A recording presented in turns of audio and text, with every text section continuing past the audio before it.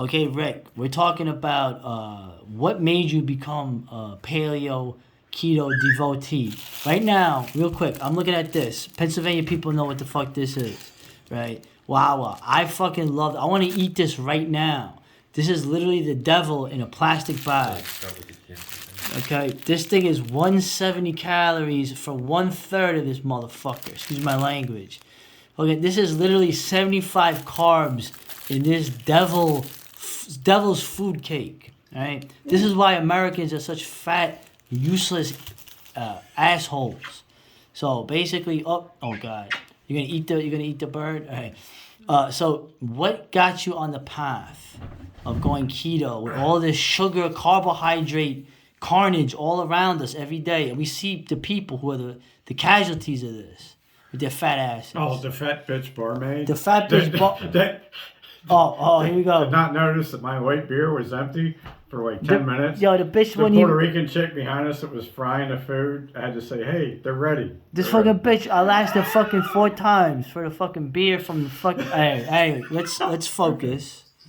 Okay, what got you on the path of the keto paleo thing where this sugar is literally the devil? This started 2018, I'm going to say. I moved here from Las Vegas, and I always used to joke around with my mom that people move to Pittsburgh to die of cancer. Oh. And it was always kind of a joke because Pittsburgh's full of hospitals, Pittsburgh's full of cancer, and I'd never moved back to Pittsburgh. I'd only moved back to Pittsburgh to die. And it was kind of a joke. So I don't know if YouTube was listening to my algorithm, with the algorithms or such, but my mother convinced me to move back to Pittsburgh. And again, I started talking about, I don't know what it was, but YouTube sent me a video, a TED Talk video of this woman that had, the subject was how to starve cancer. And I remember blowing it off because I thought I'm a pretty smart guy. I know a little bit about nutrition. I know a little bit about weightlifting. I know a lot about all of this stuff. I really thought I knew it all. So they sent me another video, the same video, a TED Talk on how to starve cancer. So this was like September of 2018. So I decided to watch the video. I figured, this is a joke. I ought to get a kick out of this. They're 15 minutes long. You know, this will be a good laugh. At the end of 15 minutes, I was totally convinced that what this lady was saying was probably true. Everything that I knew about bodybuilding, everything I knew about nutrition, it just made sense. So after I watched that video, then YouTube started sending me Dr. Berg videos, B-E-R-G. Then I started watching his videos, and those were keto oriented subject matter. If you YouTube Dr. Berg, he has about 9 million maybe followers.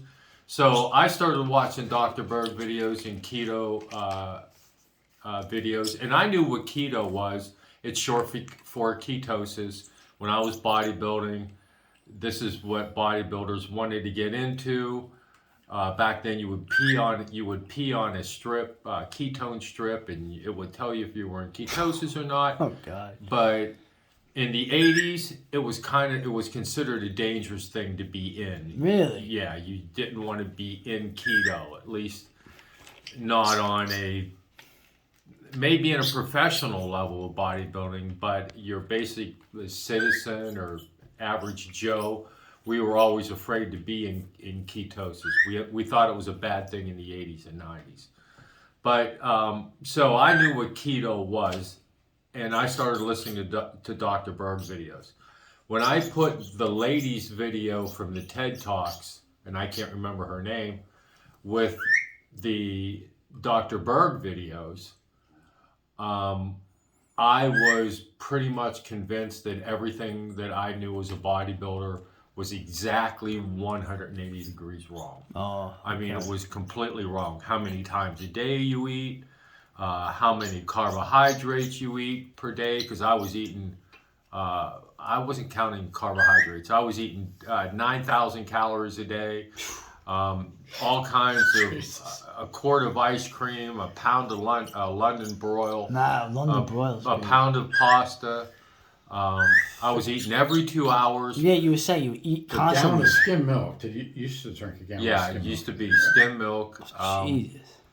Everything I did was wrong. Everything I did was wrong. And then I was convinced probably within 3 weeks that Dr. Berg was right. And the Dr. Berg videos led me to another guy named Thomas DeLauer. And then Thomas DeLauer videos sent me to Dr. Ekberg. Then those videos sent me to Dr. Ken Berry. And they're all keto people. And I think I was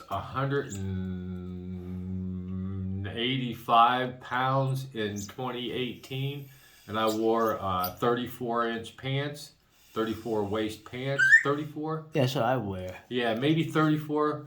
Well, the pants you gave me were 34. Well, I was actually a 33 waist, but I wore 34 pants because they don't make 34 Right, Levi's. yeah.